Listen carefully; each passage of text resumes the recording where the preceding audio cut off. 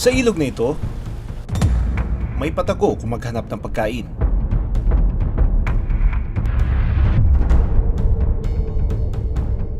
Pasilip-silip, nang maramdaman na wala ng kalaban sa paligid, dahan-dahan siyang lumangoy.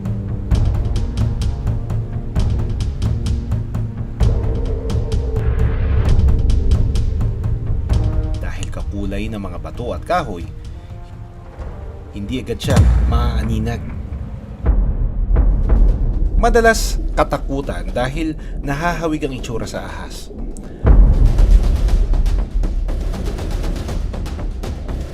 At kaya pa nilang lumaki ng 6 na talampakan at bigat ng mahigit 20 kilo. Pero mabilis at madulas man, wala pa rin daw silang panama sa mga tao.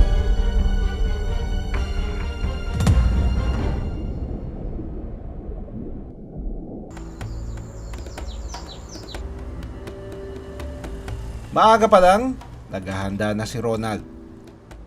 Inihanda na niya ang mga lubid at mga palakang bukid na magsisilbing pain. Mula sa kanyang bahay, 10 minuto lang ang lalakarin papunta sa Bongkod River.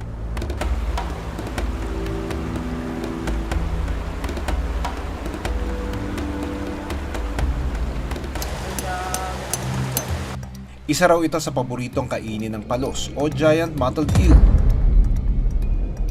Isang uri ng freshwater eel. Ito mga palos, hindi lang palaka yung gusto nila kainin. Gusto din nila ng mga crabs, tsaka yung mga maliliit na isda na nabubuhay dun sa tubig na ginagalawan nila. Napakahirap din nilang hulihin dahil sa kanyang slender body na slimy pa, mabilis silang makatakas. Ilang saglit pa,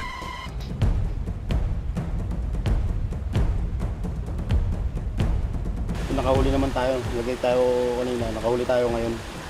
Nagbigyan pa rin tayo ng ilog.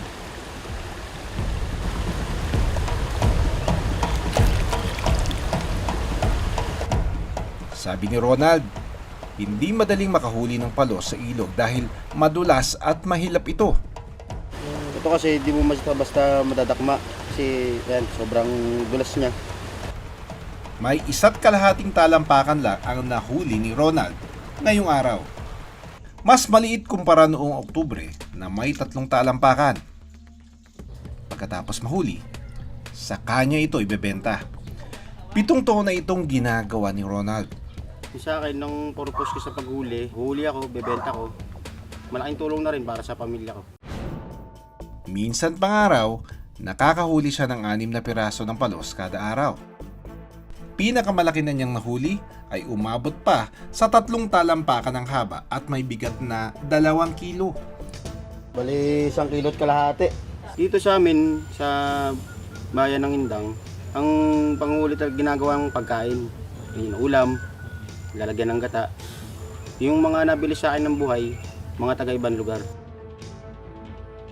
Naaabutan pa nga ng team ang buyer na si Jonard. Gagawin naman niya itong alaga. Aalagaan ko kasi mula nung bata ko mahilig talaga malaga ng ganitong klaseng palos, isda.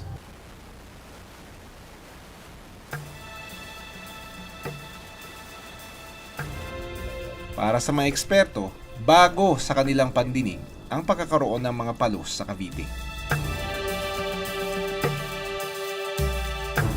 Sabi ng mga taga-DNR sa Cavite, ito palang Bongkod River na nasa Indang, isa sa pinakamalinis na tubig o river dito sa Cavite. Kaya hindi na rin sila nagtaka na may nakita silang mga palos dito sa lugar dahil itong mga palos gusto pala nila yung mga malilinis na tubig. Grabe! For the first time! Sa katabing probinsya ng Cavite, gaya ng Laguna, may naglalakihang palos din ang nahuhuli. Meron ito, laki! May huli! Laki! Ay, laki ko rin cheese. Paliwanag pa ng eksperto, posibleng galing pa sa dagat ang mga palos.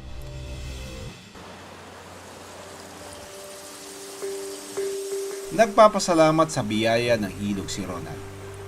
Kaya naman hinay-hinay rin sila sa paghuli. Yung palos dito, dati pa, Kasi ang ilog dito, hindi kinukuryente, hindi nilalason. Ngayong taon, mas marami ang huli ko ngayong taon kasi nakapokus ako sa pagpapalos eh. Hindi kagaya nung mga nakaraan taon. Nagkakabit lang ako tuwing weekend lang pag wala akong pasok. Posible naman raw na hulihin para gawing pagkain at alagaan ang freshwater eel.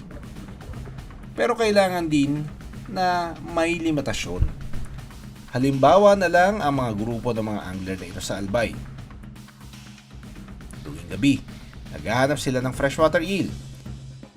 Madalas nga daw silang inaabot ng gabi. Mas aktibo raw kasi ang mga ito pagpatak ng dilim.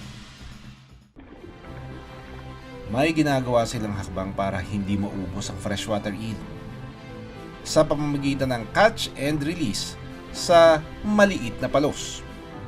Matik po sa amin yon, basta ang huli po namin di siya umabot ng 1 kilo, release po yun.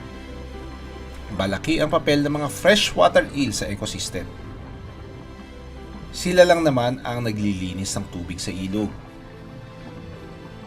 At pagkain rin sila ng mga ibon at malalaking isda. Astig. Kung mauubos nga daw ang bilang nila sa wild, hindi lang kabuhayan ng tao ang apektado, maging ang iba pang buhay ilang na umaasa sa mga freshwater eel. Magandang balita na may lugar sa Pilipinas na nabubuhay pa ang mga freshwater eel. Isa itong paalala, kailangan silang protektahan para ang susunod na henerasyon ay makita pa sila sa wild.